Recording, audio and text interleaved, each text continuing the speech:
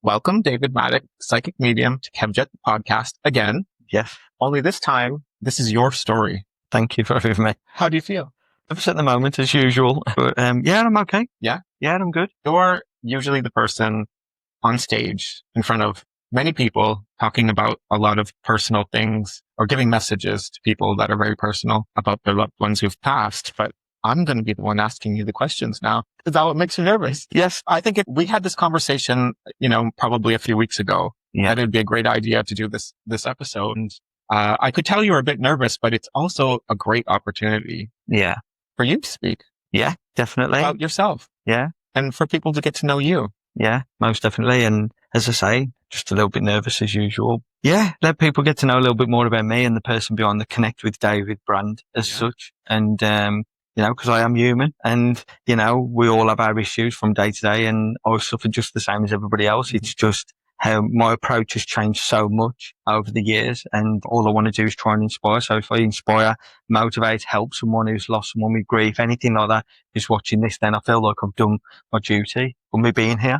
When did you realize at what age that you could do this and that it was going to help people? It wasn't just a fad. Yeah, this is quite a long story. So it started for me. I got hit by a car when I was 14. My best friend saw the accident and he said that the car, again, I'm going to go deep because this is what we're here for, tossed me up in the air and I hit the windscreen and I bounced off the bonnet. Then my foot got stuck in the grill as it took me down the street and he said, I've just watched my best friend die. That's what my best friend said to me from school. And he said, you just had this moment of standing up, cried for your mom. And then you just, and he said, I thought that's it. And he said, you had the grill stuck to your foot. When I woke up, I was all in shock. I was on the floor. I didn't know what was going on. And when I went to the hospital, I was lightheaded and stuff. And the doctors kept saying to me, checking my elbows, checking my head. And I said, the only thing that's broke is my big toe. I'm fine. And they was like, no, we and the doctors will tell you. And they ignored what I said about my toe. I chipped a bone in my elbow. I got cuts on my head, little minor scratches, really. I bent my knee. So my knee, sometimes I have to stretch my knee out because instead of the bone breaking, it's actually bent the bone. And the doctors was going to have surgery on it. But then they said it might cause more long-term damage. So we might just leave him the way he is. And they did. And, when we went back a few weeks later, about a week later or whenever it was, I can't remember back then, but we went back and I did break my big toe. And that was the only thing on me and I kept saying to them, broke my big toe. So now my big toe, when I try and bend it, I can't bend it. So there's a little bit of inside information for your wonderful listeners. Exactly. But yeah, when the accident happened though, when the accident happened, I try not to dramatize this subject because I think if you go on any social media platform, there's plenty of that going on. And I try and keep it very, very grounded and real. And I had this moment of being above myself, looking at everything. I could see the ambulance there. I could see the two policemen. There's more policemen, but I remember this vividly. I could see the chip shop where it happened, the main road, the car. I could see it was really weird. And I had this moment of, this is not your time. Now, I just want to say that I didn't see anything of that nature.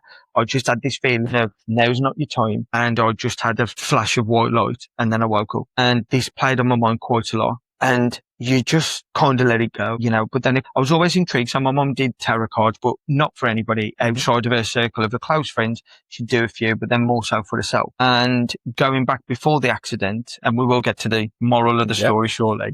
Before the accident, when I was a lot younger, I used to have WWF back then, WWE wrestling figures, and we used to play and, because I'm 1 of 5 and I used to play my wrestling figures and I'd always been intrigued to my mum's tarot book. I knew that my mum, because my mum loves to read, absolutely loves to read. And I knew that next to one of her Catherine Cookson books or somewhere along there, that her tarot cards would be there. And I remember opening them when I wasn't allowed to.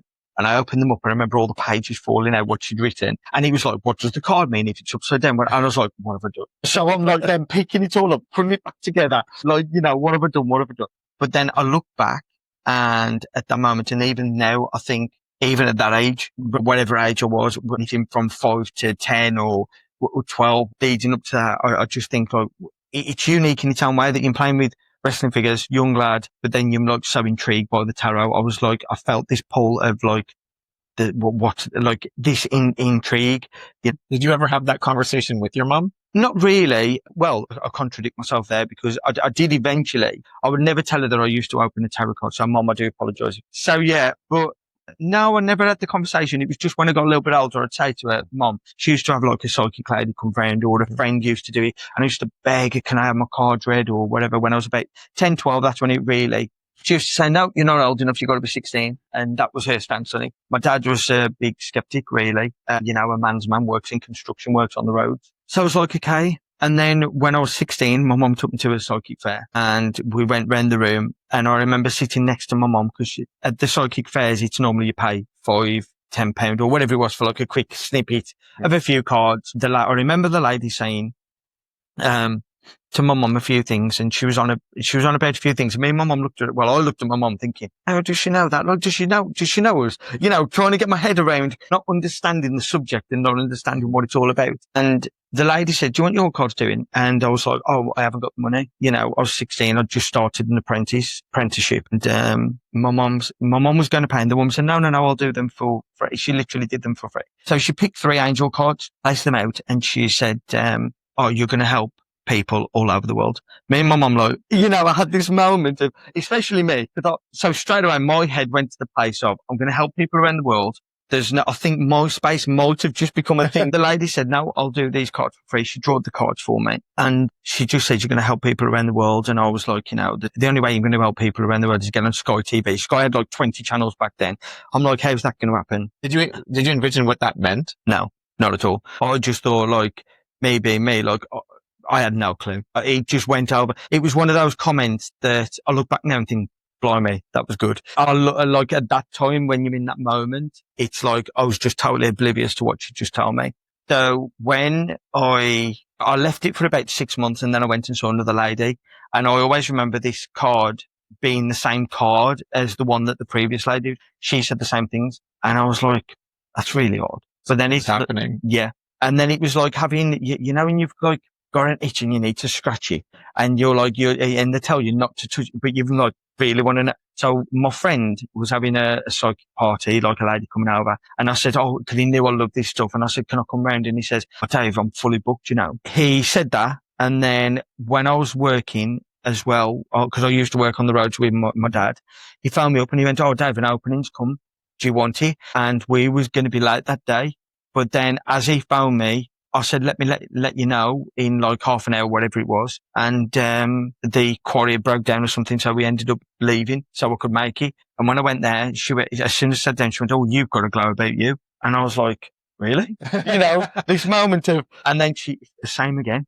And she said, you're going to help millions around the world. She said, and I was like, you're the third person. And she says, you need to take notice. And she says, keep in touch with me, because you might, if you need any help or whatever else. Anyway, I went down to my mum, went back, and my mum was like, I told my mum this, and my mum was like, all right, then tell me something about me. So my mum, because like I say, she used to do a little bit of tarot with a friend, learn the little bits and pieces. And again, not for the public, just for herself. And I put my hands on top of my mum's hands and I just closed my eyes, and everything was like, if I says to you now, Kev, what did you have for like lunch yesterday? If you went out the weekend, where did you go? You place yourself in that scenario. So you're like, oh yeah, I was at a party or I was here. And you'd start remembering that. So then you're in that place of that daydream. So that's what it was like for me, but I'm in somebody else's daydream. So Did it freak you out? Strangely enough, no, not really. It was like, I got excitement from it and I was like, I'm onto something there. Like, this is strange. What really got my attention, which I'm about to get to, is that everything was in black and white. And I says to my mum, I said, we've got a lady that keeps showing me, but she's all in black. She just wants to be known as it. She doesn't want to be in colour. She wants to be in black or blacks or something like, and my mum's maiden name or her mum's name, that some connection was the name was Black. That's why mum and gran wanted to be known as Blacks. Right. And then I had this feeling of like, when you see somebody down the street, Kev, and you see them and you're like, I recognise her face, but I don't remember the name. And you have that awkward moment of like, please don't come and say hello to me. Or if they stop you and you have you and you're like, it's nice to see you. Yeah, this is my mate. So that's what it was like. And I was like, this is odd. My eyes are still closed. And I was like, I've felt this before. And it took me back to my car accident. And that flash of light was my gran. And I know that my gran saved me. That's what got my attention. So my mum said, if you've really got my mum with you, what's she telling you? What's her name? So I said, I don't know. And my mum says, Troy. So I was there for a bit. And I remember a pair of denim jeans started. Like, I just saw a pair. I went, see denim jeans, Jean. And my mum says, yeah, her name was Jean. But then she said she had a nickname. She said that nobody knows. I'll always support you. She went, but if you tell me that, then you've got, so there's me going to bed. What name could it be? Clarice, thinking of Mary, and I was like, no, not working. So I was saying all these names and stuff. And then I think it was like a day or two later, I was in the kitchen. So the kitchen, you walk through, and to the left, my dad was down the bottom doing the kettle, doing a cup of tea. My mum walked past me and I had that feeling of I was like, Grand's here. Instantly just overwhelmed me like Grand's here. I could feel, not see anything. I want to be clear on that. I'm not claiming to see that. I felt this above on top of my dad's shelf, his unit at the cupboard. He would have a first aid box. And I kept seeing Raiders of the Lost Ark, a Tomb Raider. So you go into my kitchen and my mum and dad's house, and my dad's down the far side. Mum walked past, Phil, my gran, and the first aid box, it was like floating towards me in my mind's eye. And the aid was getting closer from the first aid. The aid part was getting closer. Tomb Raider of the Lost Ark was coming. So it was like Ada Raider, Aid Raider. And I went, Mum, it's Ada. And my dad went, put the kettle, the effing hell did he know that? You know, my dad being this skeptical. And my mum went, yeah. And like my mum got a bit upset at the time. I can't remember it clearly now, but that's when my mum was like, yeah, there's something there. There's got to be. She went, because Ada's not a name. I mean, back then I didn't know. I was thinking of Mary and, you know, anything to do with, you know, when you think of the movies like Silence of the Clarice or something old, anything I could think of. And then that happened. And that's when the journey really began for me. And I started to look into it. Started at a spiritual church, but just didn't feel it was for me. Didn't feel it was compatible, which is no right or wrong. I went for a few years on and off. And then I just found my own way, really. My 20s was a really difficult, strange period for me in terms of trying to find who I was and who I am. And when people say that, you know, you look back in the 20s are like your best years and you make your peak and everything else, for me, it wasn't like that at all. It was, really deep into it. Sorry. Yeah, it was just a strange period for me because I was going through all the emotions of, you know, wanting to be one of the lads. Yeah. Wanting to be. Did you find that your friends thought it was strange that you could do all these things? They didn't know. I didn't tell anybody. Yeah. Didn't tell anybody. I kept it. It was, really hush hush. It was like, if I'd had a drink, I might let it out to one or two here and there just because the rumour was spreading anyway. Plus I was working on the road. So you have to be a macho man, you know, you have to be like, you know. So I always tried to fit in and my relationships weren't the best, you know, and I just had a lot to deal with over the years too. But I'm glad, I'm proud of myself for how far I come in that period for me. What was the push that made you feel I've got through this? I don't think I ever had that actual moment as such, but there was a push that happened that changed the dynamic for me energetically. So with my readings, and this really is raw, isn't it? That's why you're here. But I was off and on for like my early 20s. I was doing like little small events, nothing major. You know, people was hearing about me, you know, and people like locally. And I remember one of my friends coming up to me saying, my auntie's had a reading. But she said it's with David Maddock and that's you. And I was like, yep. And that's where it started to come out a little bit more. And were you embarrassed about it? Yeah, I was scared. And again, I don't want to like degrade anybody around me who's gay or whatever, you know, far from, but I understand that feeling of trying to hide from something. And I don't want to degrade because it's nowhere near that level. I'm not trying to take that away. Yeah. But I can imagine somebody who's got something that they're trying to hold on to, scared to actually say, this is who I am, you know? And to find that courage, because that's where it comes from. It comes from strength, courage, self-belief, removing the self-doubt. So you're saying these things. I'm hearing you say these things. Yeah. And your father works on the road and you have to be macho because you're working with him. Yeah. But you also say so many positive things about your parents and you're so proud. Yeah. Yeah.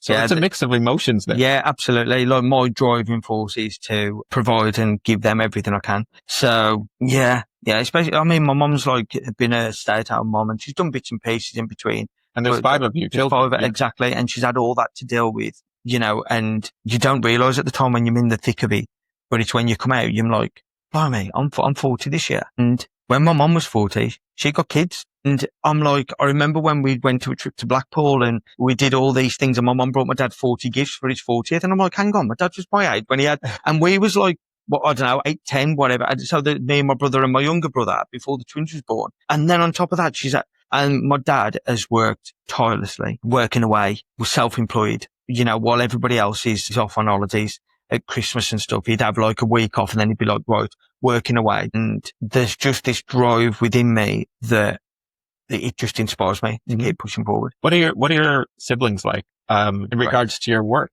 Never really talk about it, to be honest. They support me wholeheartedly. It's just become one of those things now that I never, like, when I'm around them, I'm safe and I don't have to be that, like, connect with David, and I don't mean that. It's just that I can just be me and we can just have a laugh. Like, I'm known in the family actually as the clown of the family, like the entertainer. I'm the one that does silly things and whatever. And then I can, turn into who I need to be. And when I say turn into, professional level meditation, prayer, be what I want to be, but I just feel so relaxed around them. Do they ever come to your show?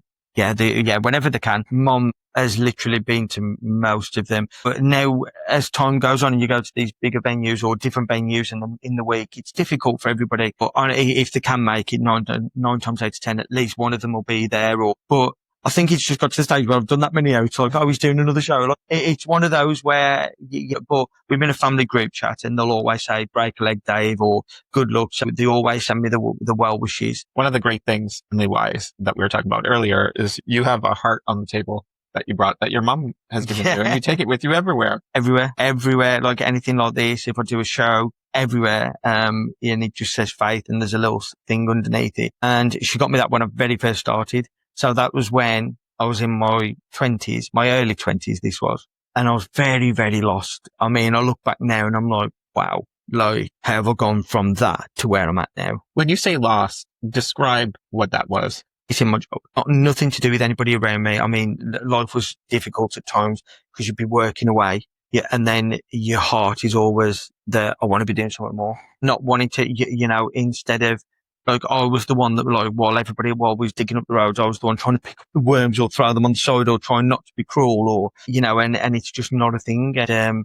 and you always have to I felt, for me, as a person, I was putting on a bravado of trying to fit in. So that was lost. Relationship wise, I was lost, always going for the wrong type of person instead of going for what goes on in here. It was more, lost with trying to find who I gel with friends wise, because it's like you gel with them here, but then behind the scenes, I'm reading angel cards and tarot cards, oracle cards. And it was just a really, really positive in its own way, because I'm one of these people, Kev, that I never ever look back and say, that's terrible, that's, or whatever. I'm always like, you live and learn, you move on. And I've learned so much from it. So I'm glad I went through that. And I don't have anything bad against my exes or past friendships or anything. It's just like them in their lane, I'm in mine. And I just don't look back in regret, because I think we're here to learn, and you never lose your learn, and the universe will, and I've learned this later on.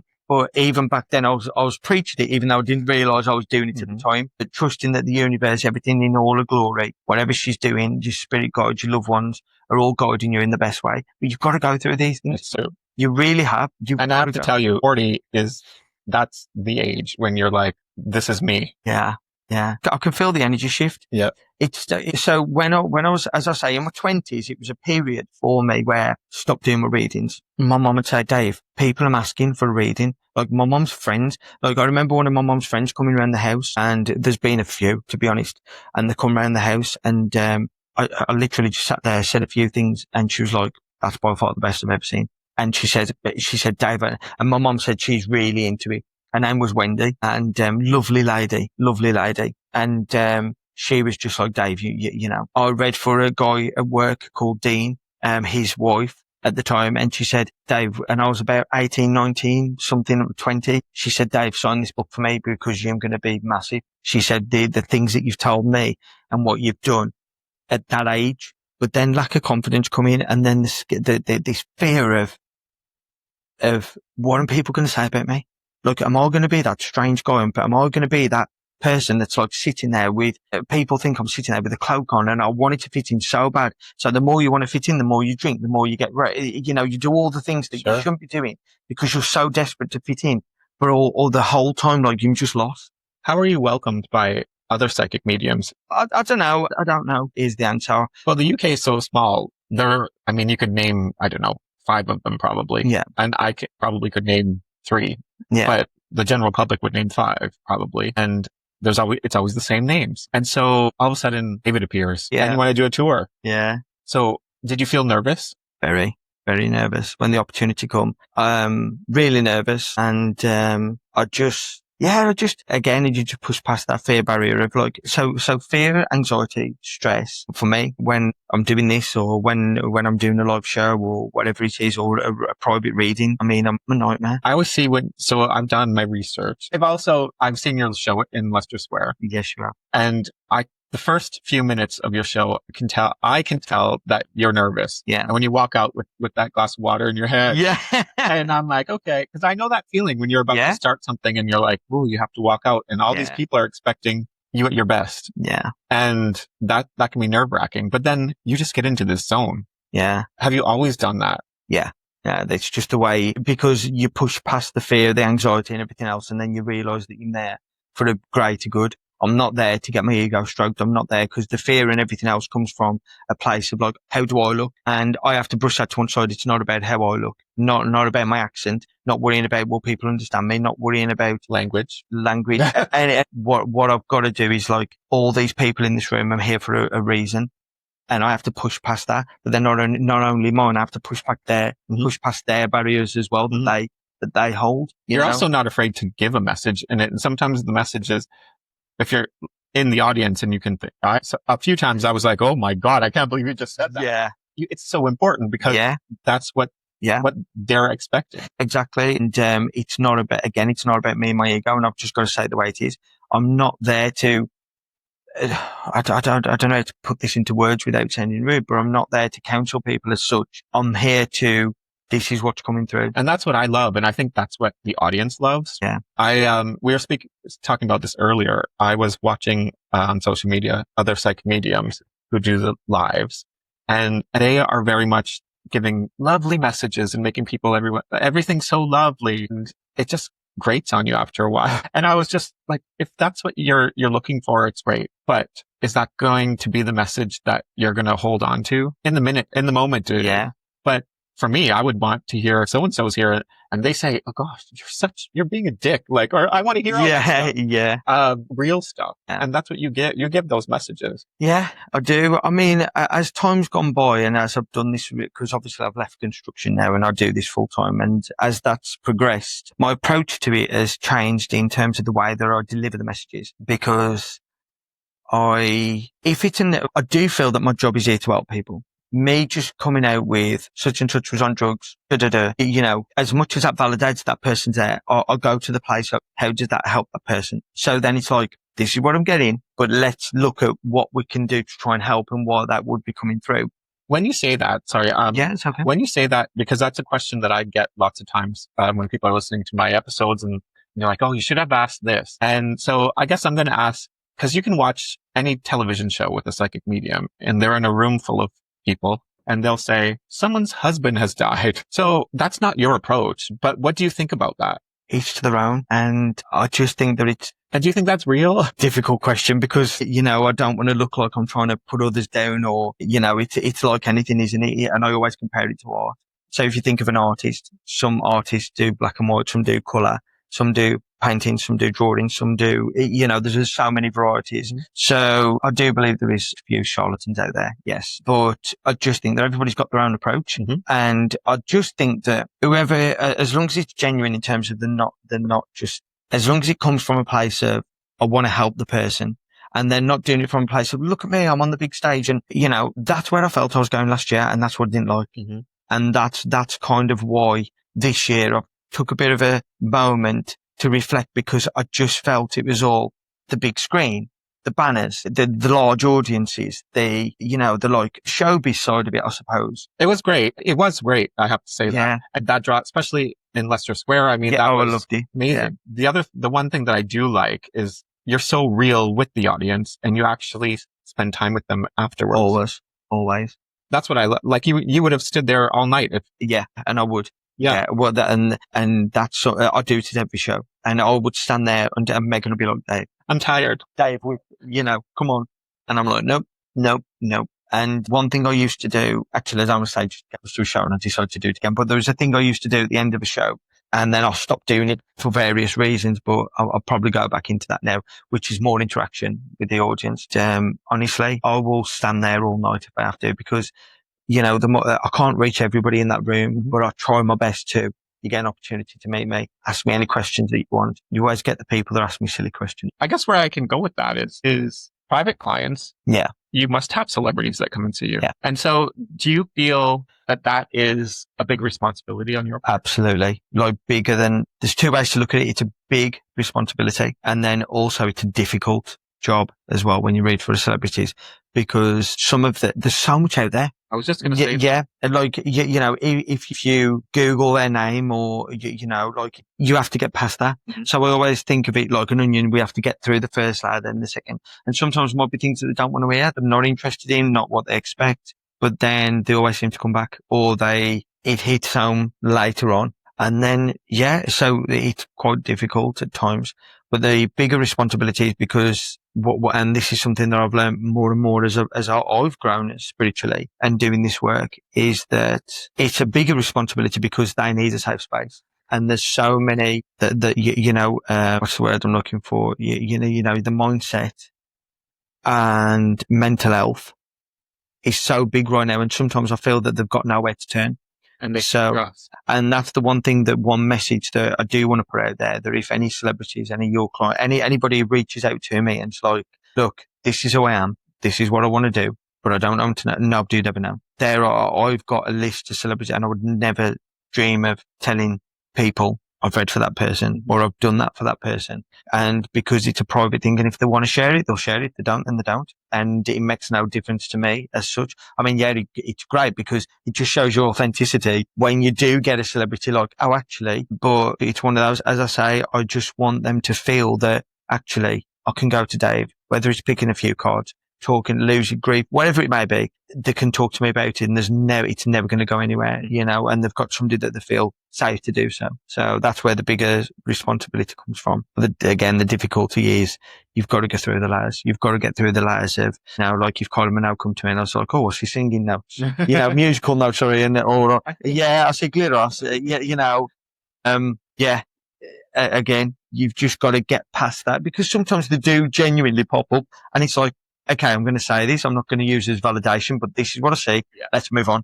And you probably saw that at the show as well, even for just the general public. Yeah, because we're talking about celebrity, but it's also anybody is treated the same way. Everybody is treated 100%, exactly the same. And that goes for all my clients. I always say to them, if you can leave a few words on your socials, fabulous. Again, I'm not doing that from a place of like, oh, look at me. I'm doing that from a place of authenticity that people then can look and think, oh, actually it's genuine. Because as you were saying earlier, is the charlatans out there? Yeah, there is. But that's like any job. Every walk of life, there's somebody, the person that doesn't pull the weight as much as someone else, or claims they can do this, but really can they do this? So it's not just in the work and the field that I do, it's in all over. So for all my clients, everybody, but if they do leave a review, it's great, because then other people are like, oh, actually, I can trust this person. And the amount of literally all my work has just grown from word of mouth, and it's just been word of mouth, and it's expanded from that. I don't do marketing. I don't do, even for my shows, I don't really, do the marketing side. I don't really understand it, to be honest. But yeah, that's just how it's grown, and now I'm reaching people all around the world. And then you go back to when I was 16, I had that first reading. She's like, you're going to read for people, connect with people.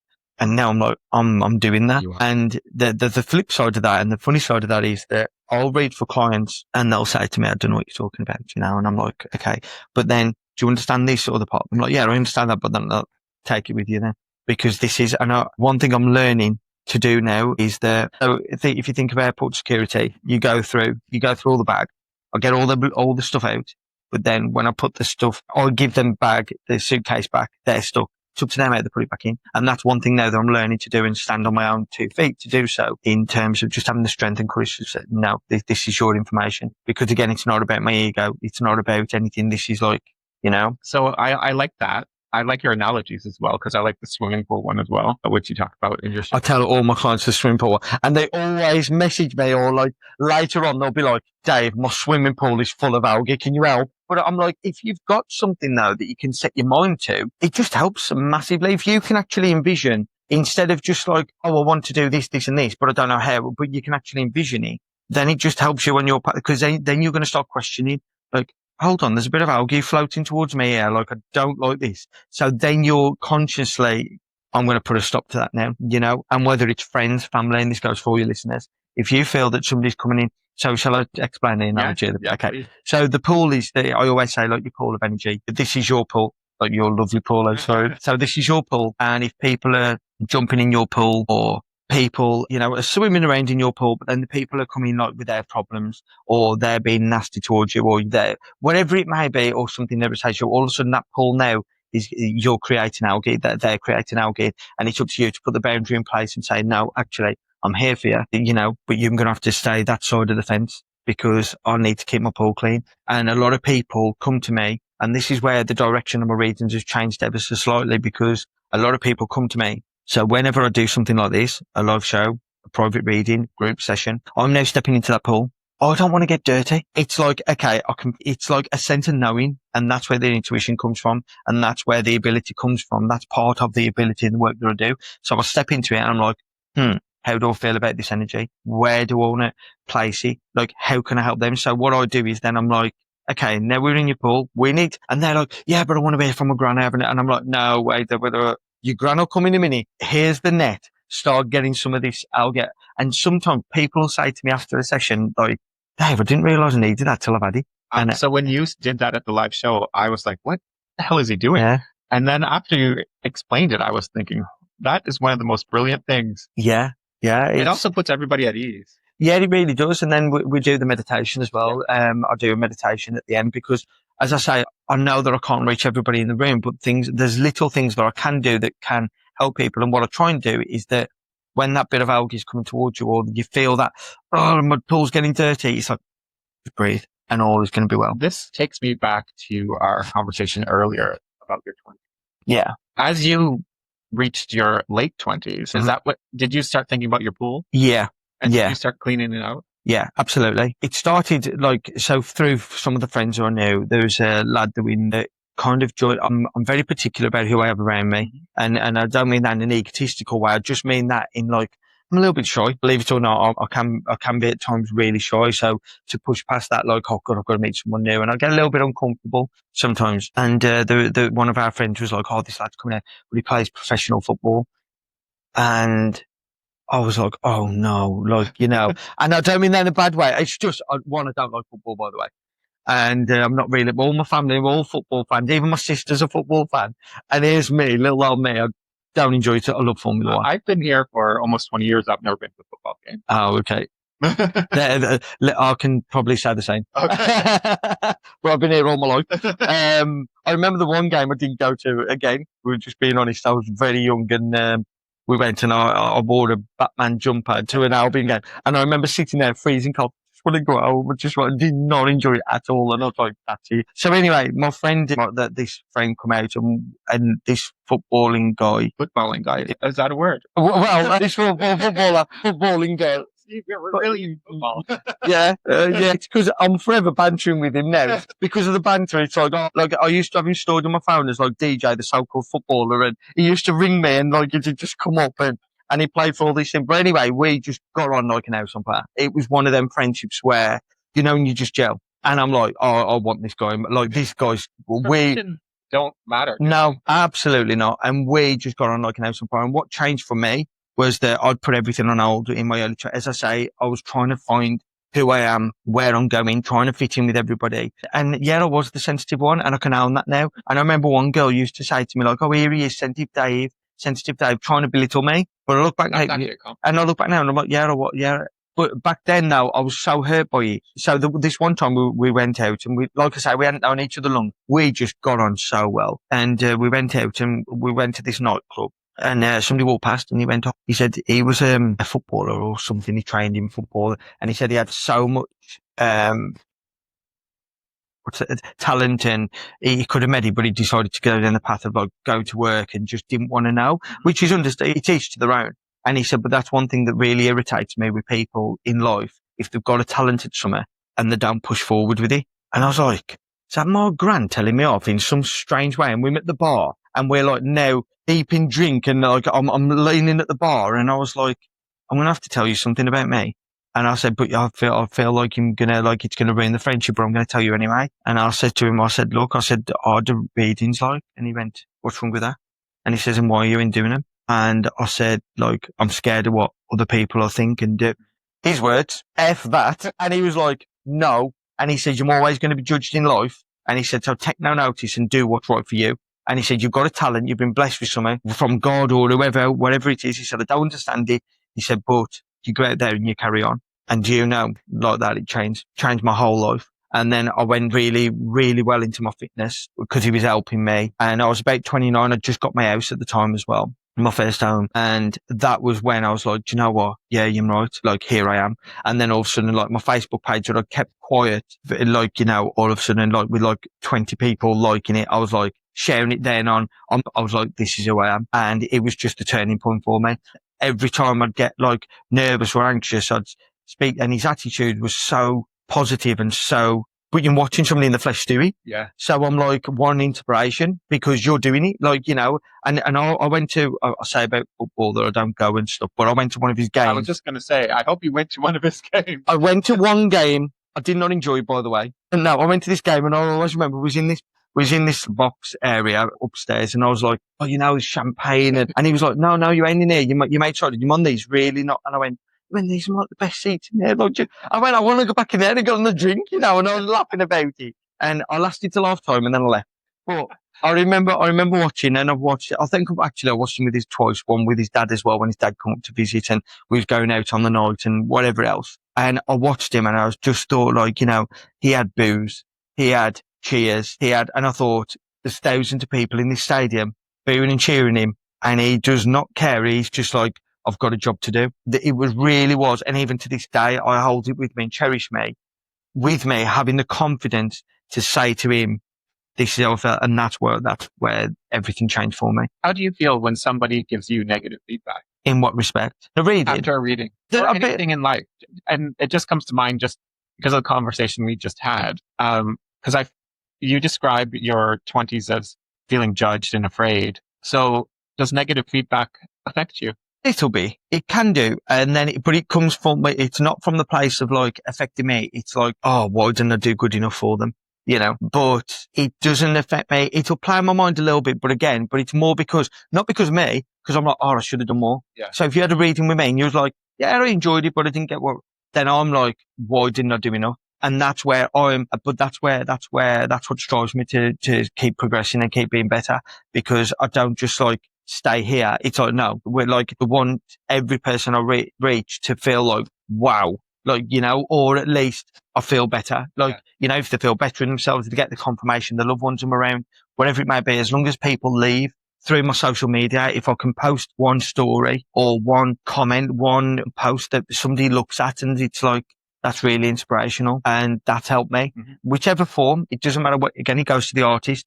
Some people like black and white. So some people come to me now because they want the pool clean. I know it sounds ridiculous, but they know what to expect. So I get a lot of repeat customers, and I'm never going to please everybody, Kev. Mm-hmm. And it goes back to my friend who was booed by some of the, oh, look at him, blah, blah. And my friend was running his socks off on the pitch. I was like, you know, but you're never going to please everybody, and that's his own supporters. So in life, you're never going to please everybody. Stay true to yourself. Do what's right for you in here, and just learn that, yeah, it does affect me. And this is where my spiritual work has really developed, because it's like, yeah, it's going to affect me, but then it's about letting it go. That's their algae, not yours. I did a reading for a client the other week, and it was online.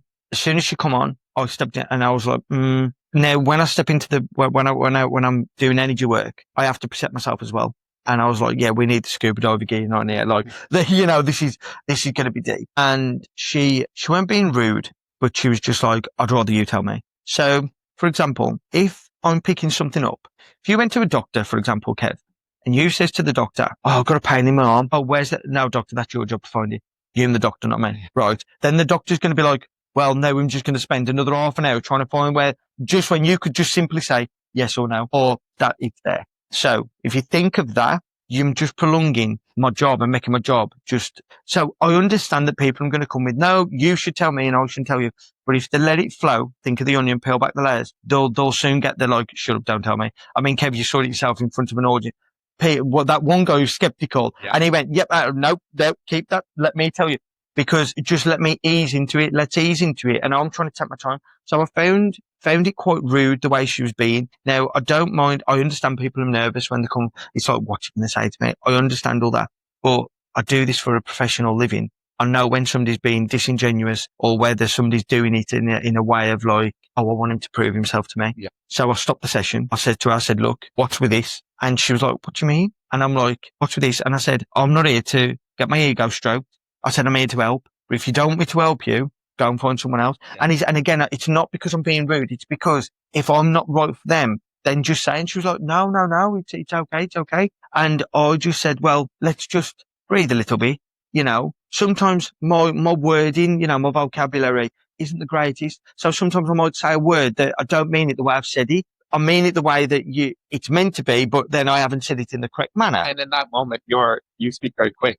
Yeah, very, very. And you get very excited. And I think that's like, I love that. Yeah. It's in the live show. It's a great thing. Yeah. Well, but when I do my readings, the information's too, Kev, I don't have a chance to catch up. It's like, bump, I'm on to next. And that's what going back to because I'm like, no, we've got a greater cause here. No, I'm trying to get to what's going on and then we get the cards and help people and, you know, let's find out what's causing the issue quicker. So if I says to you, for example, we was doing a read, or say if you went for a reading and somebody said, oh, there's a David in your life, you're going to say, well, actually, it's about 3 or 4. So then they're going to say, David, that's connected to this. And that's where you'll be like, okay, that's where I place it. And then, or I would, if it was me, sometimes, if I'm struggling with it, I'm like, if they say, oh, I know a David, yeah, David's related. So they've got a brother David, but then they've got a cousin David. I'm going to automatically go to the brother David. And then I'll be like, where are you placing the name David? And they'll be like, my brother. I'll be like, no, the other David. And then they'll be like, yeah, but let me do that. That's where I want to go. Yeah. And then it's like, what's going on here? And this and this. And then they're like, oh yeah. And then, so, you know, that's just the way it works. Sometimes, as you say, things come through so thick and fast. I'm just trying to piece the puzzle. And when you're giving those messages, I think this is quite an interesting thing to describe to the listeners. You're not actually seeing the people, are you? No. And I've never claimed to see them.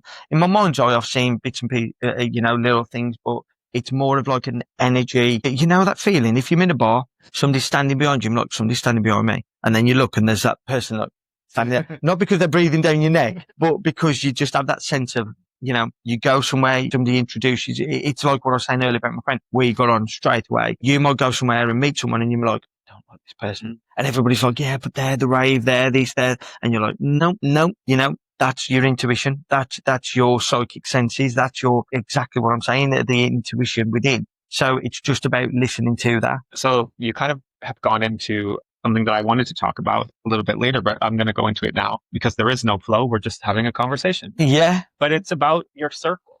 Yeah.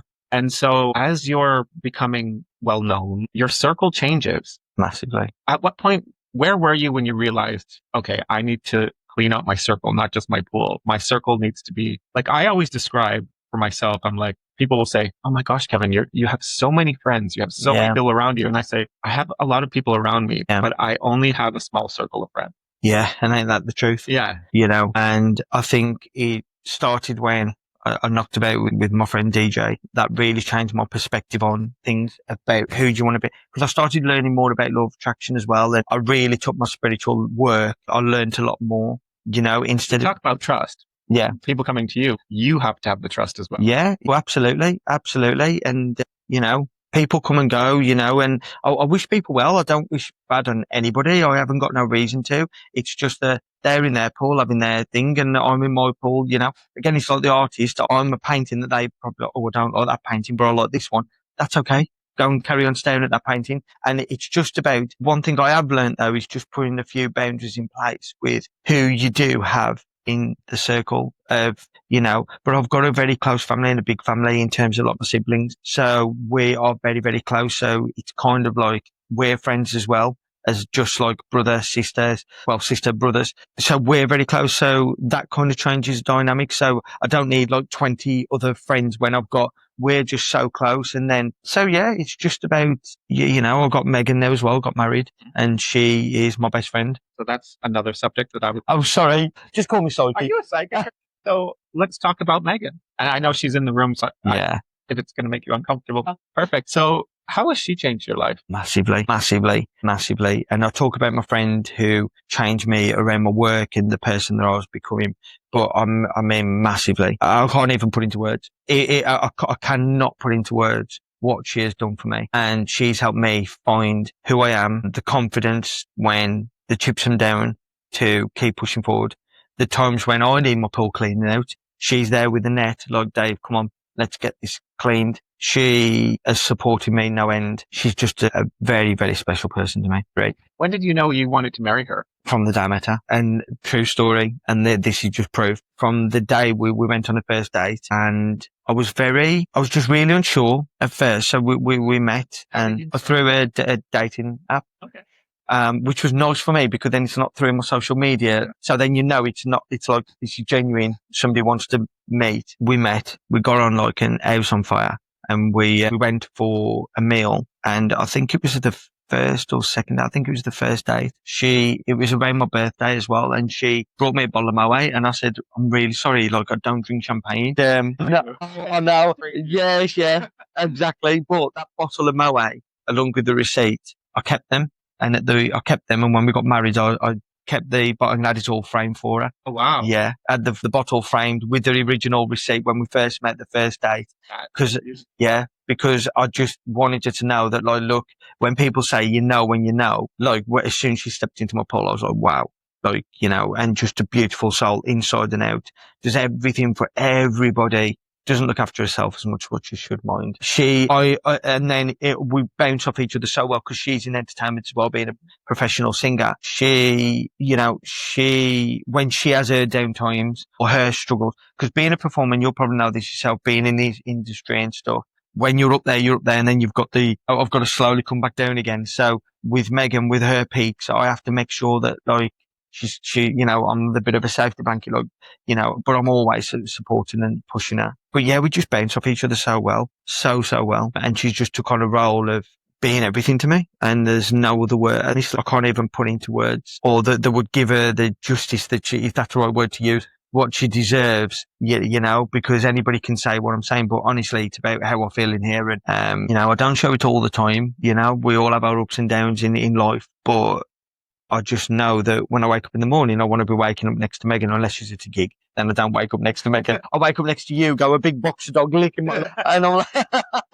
that's not what I want to be seeing. But, like I say, she's golden. She comes from a really good background, and she's got a lovely family. I love her family to bits.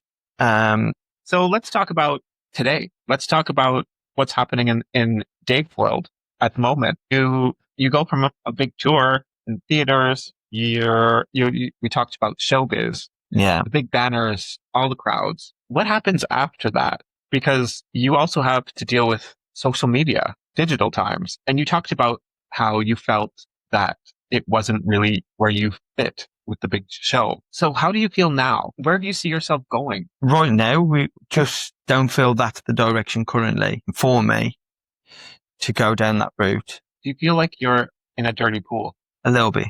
And I think that I put myself into a dirty pool.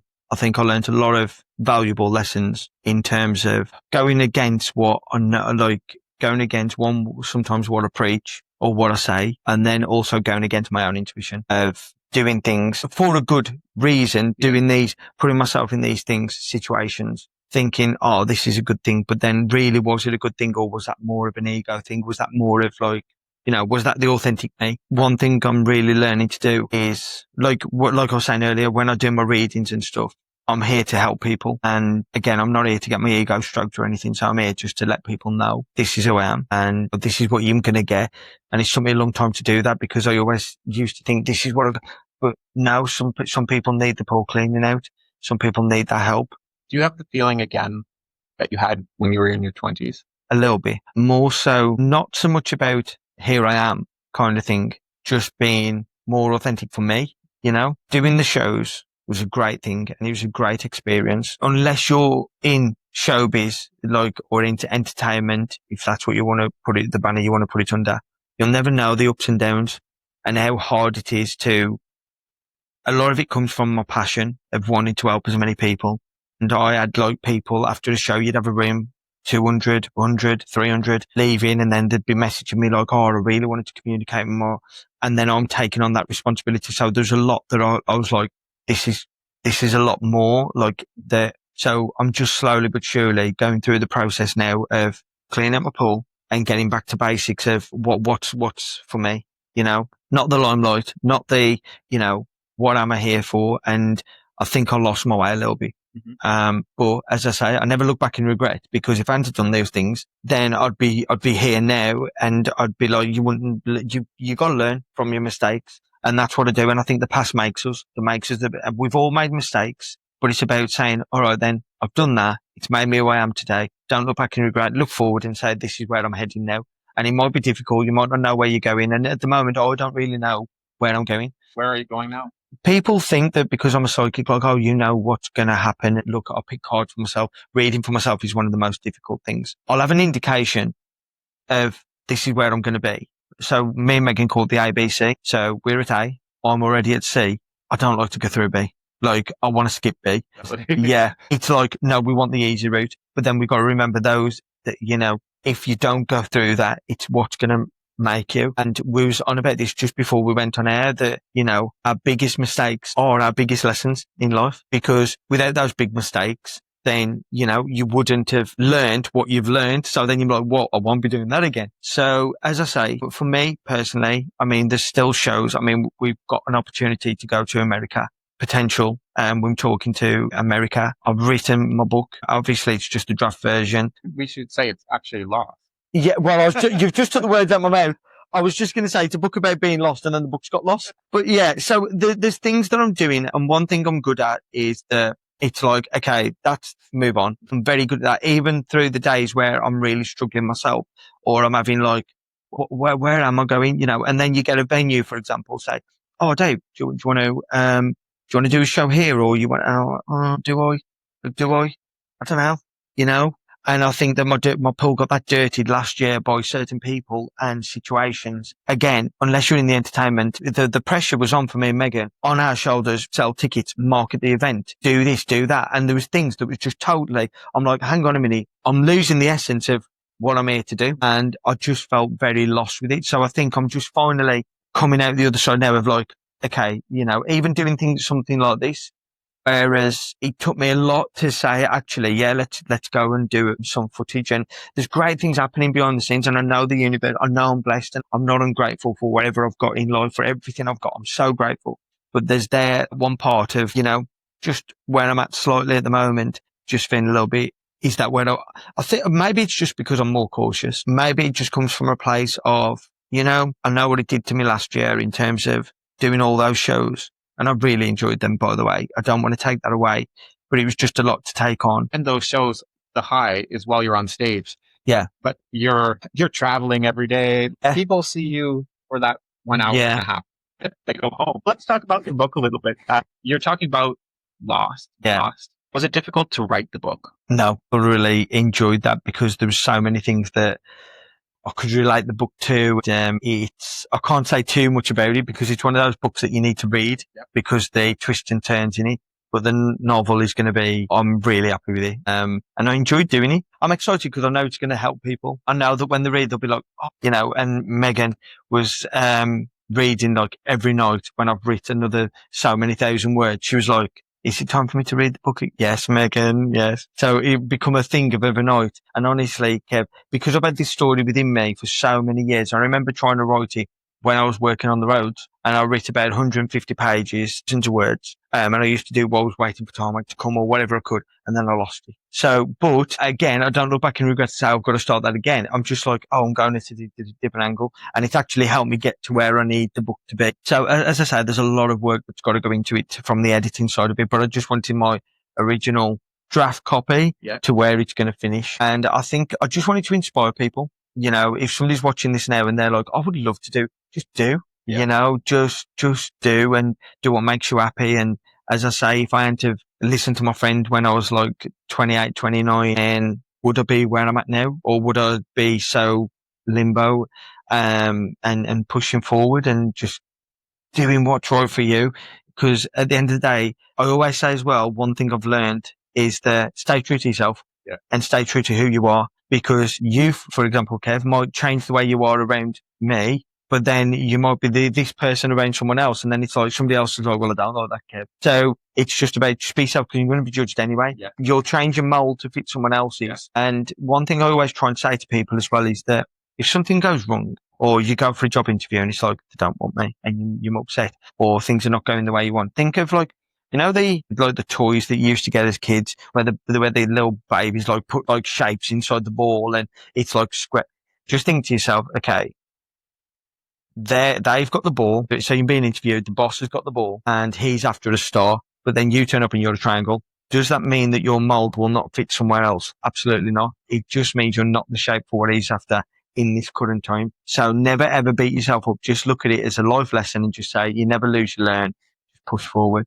So talking about you growing and changing what you see for David Maddock on this, if you saw your name on a big billboard, I'm going to go with what we were just talking about. If you saw your name, you see your name on this big billboard, we're in Leicester Square or Piccadilly Circus, your name is there. What does that represent in your mind at this point? I would say well done, but it doesn't really mean much, you know. I'll be proud of myself. I'll be like, oh wow, you know, the same way when I performed at London anyway. I mean, it's a proud moment, but I just look at things a little bit more differently now because I know what goes on behind the scenes, and I know that the effort and everything else. So everybody else will say, oh wow, the billboard's up in lights and their names in lights in the billboard. And yeah, but you haven't seen the struggles to get that up there. You know, you haven't seen how hard you've got to work to make that happen. So I'd be really proud of myself, but it wouldn't be the be all and end all, because as I said earlier, my job is, I truthfully feel that the way that the trajectory of where I'm heading and stuff, it's more the one-to-ones, the smaller groups, and helping people and trying to help them clean out their pool, connect with loved ones,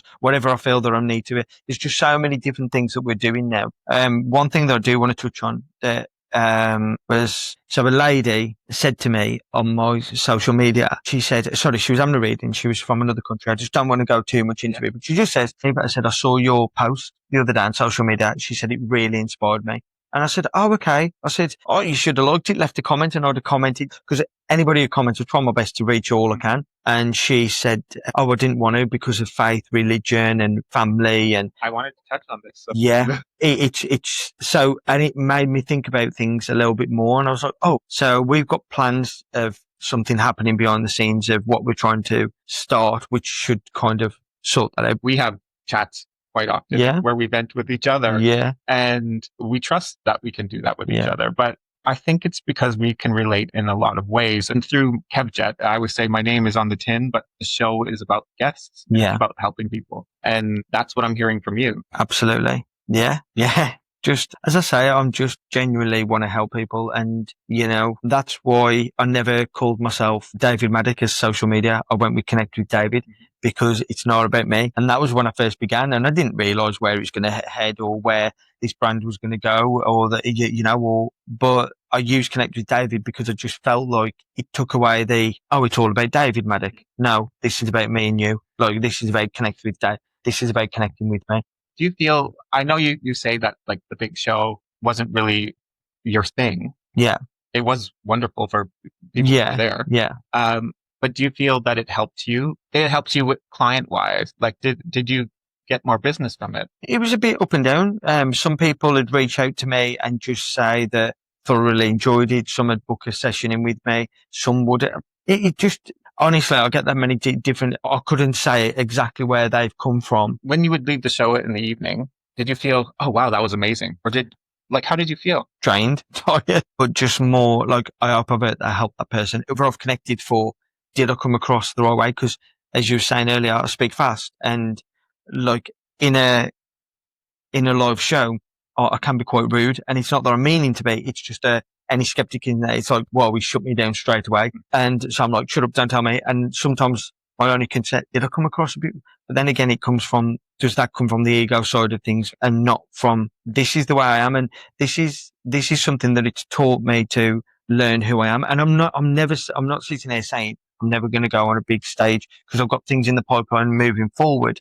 You're going to approach it differently. Yeah, most definitely. And so the other thing that I want to talk about, the big show, which looks so impressive for people who are the audience, but it's stressful because yourself and Megan are doing logistics. Yeah. So then it becomes like, okay, then so Dave's the psychic medium, but then Dave's also the marketing along with Megan. Dave's also doing the filming. Dave's also doing and it just becomes this long list of marketing. You've got to deal with this. You've got to do this. You've got to do this. And it's like, hang on a minute. Like I'm losing who I am. So that when I go out there, it's, Does it make it difficult to focus when you're on stage? No, because I like to I like to think that I'm more professional. So through meditation, prayer, I'm then out up on stage. But the build up, that's where it affects us, and that's where people don't see that. So this billboard, they just see the name in lights, but they don't see the hassle that you and Megan have had, the detail that you've had to go into, actually things, and the messages, and organising this, organising that. What time's this? What time's this? And you got to be out by a certain time. You got to do, and we're just like. And yeah, I mean, yeah, so. Is that kind of what made you decide, well, I need to rethink? Absolutely. And I think that, it just taught me like, yeah, let's just take it back to where I want to be. And that's helping people. That's my message. And that's what I want to push to do. That's what I will continue to do. When it comes to the bigger shows, as I say, maybe further down the line or few and far between. I'm not too sure. The show side of things, I'm not too sure, or more intimate settings. But yeah, just see where it leads. So if you have clients out there that are thinking, oh my gosh, he's kind of gone quiet. He's not doing any tours. What's your message to them? That I will be back. I will be back. That's me all over. I will be back. Trust me now, this being what I'm going through at the moment, but there's a lot that I've had to, like I got married last year. We did all the shows last year. I will be back, like I was saying, and we had a lot to deal with. There was a lot of pressure that I put on. So now I just take my time with things a little bit more, and it's just, like venues that have reached out to me and said like, oh, do you want to come do a show? And then we had another venue that we was meant to do a show, which was planned. And I thought, okay, I'll stay loyal to and then it was like, oh, by the way, we've booked someone else in. And as you were saying earlier, another psychic medium, which I found a bit odd. So I was like, okay. And then there was like, oh, but we want you to do this. And then you're in between someone else who's coming in. And I'm like, I don't want it to become a competition. I'm not here to try I want it to be a place of, like, let them have their, like, if you've put them in and you've got them in, let them have it. Let them, I don't want it to be like, who's selling the most tickets, who's doing this, who's doing that. It's just not me. I just said to the venue, I'm not doing it. Yeah. But I've pulled the plug and I just said, you give me a date, you give it to someone else. I'm not being malicious and I wish them well. It's just that you wouldn't have 3 Elvis Presleys. I love Elvis. But, over like a 6-month period, it just doesn't make, and you're being unfair to the others. But that's the behind the scenes things that people don't see. Tell me what's coming up with like subscriptions, and we have to talk about a magazine as well. Yeah. So, the subscription service goes back to what I was saying earlier about what the lady was saying to me about how she found it. She didn't want to be judged or what, so we're starting a subscription service. So then I can be a lot more hands-on and put my energy into that, and a lot more behind the scenes, authentic, card messages, meditation groups. I'm even looking into doing some workshops, because a lot of people always ask me like, how do I tap into my own intuition? And how do I know it's my intuition, not my mind? So there's a lot of questions that people ask me. And by the way, if anybody is wondering, the intuition will be something that keeps chipping away. The mind will be something where it goes from one thing to another. The intuition will be, you'll always have that feeling. Think of it more of a feeling rather than a thought. So instead of thinking, I want to go left or right, just feel, where do I feel that I want to go, rather than thinking it. But that's something. But anyway, so yeah, we're looking to do that as well. And then yes, as I say, things are moving forward. I mean, last year, on top of everything else, another reason why we put the venues on hold was because we was meant to be opening a coffee shop. And we got everything in place, and at the last minute, everything was ready to go. And then at the last minute, a few things changed. And then my intuition was like, whoa. And I thought, I've learnt my lessons from previous people. No, listen to my intuition. And that's what I did. So we put that on the back burner for the time being. It maybe one day it'll get going again. And then I'm also part of Mind Jump magazine, which is Mind Jump magazine, which is a fabulous magazine, and it's all inspirational stuff about people who gone through difficult times and then how they've come out the other side. There's a lot to it, and I love being part and featuring in this magazine. So yes, a massive thank you to Lisa, if she's watching. But yeah. So as I say, things are moving forward in the right direction. We've got a lot going on with social media and stuff, like getting into the reels and everything else. So yeah, there's a lot going on behind the scenes. And I just think what it's done for me is just take a step back, evaluate, and look at things from the shows aren't the be and end all of everything. And that's what I think the journey I'm on at the moment, and finding the right venues that fit me. Think of the ball. It's like, does that shape really fit what I'm trying to, and just keep plodding on and pushing forward. I think what I've heard from this conversation today is that you've taken a break. You've almost found your real, authentic self. Yeah. And you're going to come back bigger and better than ever. Yeah, I believe so. Definitely. And I think that we all need that. We all need to do, and I'm all about inspiring and wanting to help people, that we all need to have that confidence and that belief in ourselves to say, actually, as good as this seems, I'm going to take a moment just to breathe on this. I'm going to take a moment of just see how I feel about this. And also, this year's the Chinese New Year of the snake. So I use this analogy a lot as well. So anybody who's listening, if you think of a snake sheds its skin. A snake sheds its skin to get rid of little parasites that it no longer needs, but also to grow. So, and it's never always easy. Sometimes you'll see snakes rub up against that rock to get that little bit that they can't seem to shift. So they grow. This will be a massive growth year. And this is all about finding ourselves and for us to grow, and about peeling layers, about letting things go that no longer serve us, to letting things go. It's okay.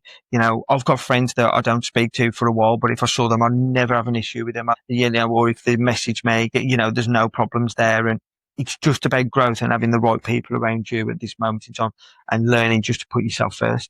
Is this going to be the first conversation you're going to release talking about yourself in this? Yeah, most definitely. But usually it's all about the psychic work I do and how it works and what does that mean for me. Why do you think it's important that your clients know this story? Because, as I said, I'm shedding a layer of skin, and I want people to see, actually, that's the person behind that skin. I just want people to get to know me a little bit more. I think that it's important as well for clients to, whether you like it or not, they're buying something. If you walk past a shop and you see what's in the shop window, for example, you'll be like, oh, I really like that. You know what you're getting. Whereas I just feel that sometimes people just see me as this psychic medium who, that's all it does. It just shows. It does this. Now there's a lot that goes on behind the scenes, and I just think it's important that people get to know, yes, I'm from the Black Country. Yes, I talk very fast. Yes, I can be direct, but I don't mean to be rude in any way. And yes, I'm going to probably pass you a net and say, let's clean this pool out. But again, as long as people leave better than when I found them, then I'm doing my job. And you feel like this is the right time to do it? Yeah, I believe so. Yeah, because it took a lot of courage, and me and Megan was talking about this before. And when we was coming down here, and even prior to this, the usual kind of, so you read for celebrities and how does it work and all this. And we was both saying, and me and you spoke about it as well, about just be you. Let's get people, come from a place called Tipton in the Black Country. It's known for being a rough area, but it's actually really not bad, but there's good and bad everywhere. It doesn't matter where you live, you can, so, and I'm proud of myself for how far I've come from where I live to where I am now, and how far the journey's taking me and still is. But yeah, I'm just, that's who I am. Amazing. And I have to thank you for trusting me and having this conversation with. No, it's been a pleasure. It really has, Kev. And I felt comfortable. I mean, we said that from the first time we met. And again, it's about your pool of energy, and yeah. Wonderful. Well, thank you for everything. I wish you the best of luck. And I don't doubt that when I see your name on the big billboard, I know that it's authentic. Yeah, definitely. When it's the right time for me. And I'll be at the show. No doubt. No doubt at all. Amazing. Thank you, David. No, thank you.